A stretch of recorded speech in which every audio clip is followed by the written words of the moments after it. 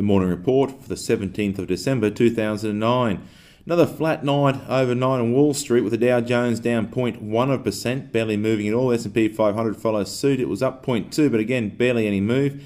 And the FTSE up 6 points, again, barely moving at all. Not a lot of news came out overnight, and certainly the market reflected this. The FTSE was also up 0.6%, so it had about a 0.5% move to close at 5,320 points. Our market lost 0.25% yesterday, or 11 points, again barely moving to close at 4,662 points.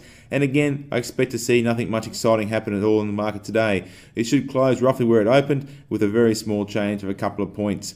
Now, what we are seeing, though, is there are some good opportunities in our market, especially in regards to dividends at present. I sent an email of my top 10 picks around and for investing for income recently. So if you've got $100,000 or some cash sitting in your portfolio, or cash sitting in term deposits, it would be worth grabbing a look at this email and seeing what you could do. There's a lot of stocks there which are paying nice, huge, big, fat dividends, giving you around about an 8 to 9% return per annum just on the stock holdings. Now, the capital growth should come as well, although it will fluctuate over time because we're not quite out of the waters yet. We certainly have seen the market start to recover, but the economy hasn't recovered yet, and certainly we still think there might be some downtimes coming forward. Increasing interest rates, higher inflation, higher unemployment all point towards a bit of tightening on the consumer in the coming years, which could affect obviously the retail market and our marketplace a little bit. The commodities, however, is for a different story. Demand seems to be picking up there, and we'll wait and see what happens at Copenhagen, but I certainly think to see our commodities market continue to move forward over the coming years.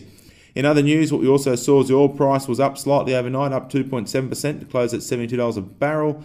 The gold price was up 1.16% to close at $1,136 an ounce. The big surprise, I suppose, was the Aussie dollar, down 0.5%. It dropped below 90 US cents during intraday trade, but closed at the 90-cent mark last night. So we are seeing our Aussie dollar deflate a little bit, and I suspect if we do start seeing some retail sales in the US pick up in the coming 12 or 6 months, we certainly might see interest rates move in the US and the Aussie dollar get deflated a little bit further against those. So keep an eye out for that. If you do want to travel overseas, now is probably a very good time. Flights are cheap and the Aussie dollar is the right value.